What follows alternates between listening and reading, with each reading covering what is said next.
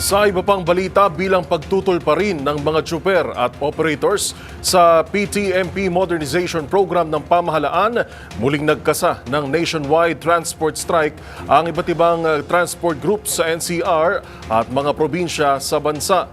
Narito ang report ni Jackie Resio.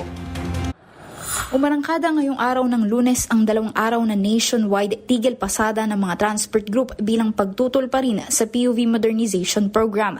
Ayon kay Piston President Modi Floranda, nakatakda silang magsagawa ng protesta sa iba't ibang lugar sa National Capital Region at ibang mga probinsya sa bansa. Sabi ni Floranda, 80 hanggang 70% ng public transport ang posibleng maparalisa dahil sa kanilang aktibidad.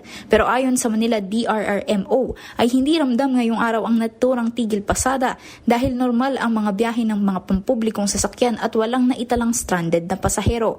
Gayunpaman, patuloy na nakaantabay ang MDRRMO at Manila Police District sa mga pagkilos ng mga grupo hanggang mamayang hapon. Nagpakalat din ng halos 100 bus ang lokal na pamahalaan ng Quezon City para magbigay ng libreng sakay sa mga pasaherong apektado rin ng tigil pasada. Una na rito ay nagkansila na ng face-to-face classes ang ilang paaralan sa Metro Manila gaya ng Adamson University, Arellano University, Centro Escolar University, Colegio de San Juan de Letran, De La Salle College of St. Benilde, Don Bosco Technical College, FEU, Lyceum, Mapua sa parehong Makati at Intramuros Campus, St. Paul University Manila, Trinity University of Asia, University of Perpetual Help Las Piñas at University of Santo Tomas.